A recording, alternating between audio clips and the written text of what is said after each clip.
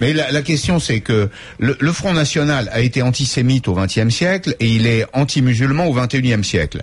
Et que ça correspond d'ailleurs à l'évolution des tendances exprimées dans le corps social. La France a été antisémite au XXe siècle. Elle est aujourd'hui, parce que il y a beaucoup d'immigration, hostile aux musulmans et elle est relativement islamophobe. Elle est toujours même antisémite. si elle est toujours un peu antisémite. Mais personne n'a défilé pour l'assassinat de 3 enfants dans une école. Non, je suis d'accord. Mais c'est l'islamophobie. Si, il y en a qui ont défilé, mais pas assez. Non, bah attends. C'est l'islamophobie qui aujourd'hui est le terrain de rassemblement de la haine des étrangers ou des gens d'origine étrangère, comme tu les décrivais tout à l'heure. Ils font pas une société là-dessus, hein. Alors, on fait pas une société là-dessus, mais au fond, ces attentats, qu'est-ce qu'ils ont alimenté? Ils ont alimenté ce sentiment-là en France. C'est-à-dire que, au fond, il y a une communauté, membre de la communauté nationale, qui est dangereuse pour la sécurité.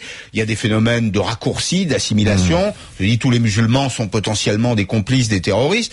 Et donc, comme elle a pendant très longtemps incarné le mouvement hostile à l'immigration et donc sous-entendu à l'arrivée de populations qui sont souvent musulmanes, en tout cas issues d'Afrique noire ou d'Afrique subsaharienne ou d'Afrique du Nord, elle retrouve l'opinion.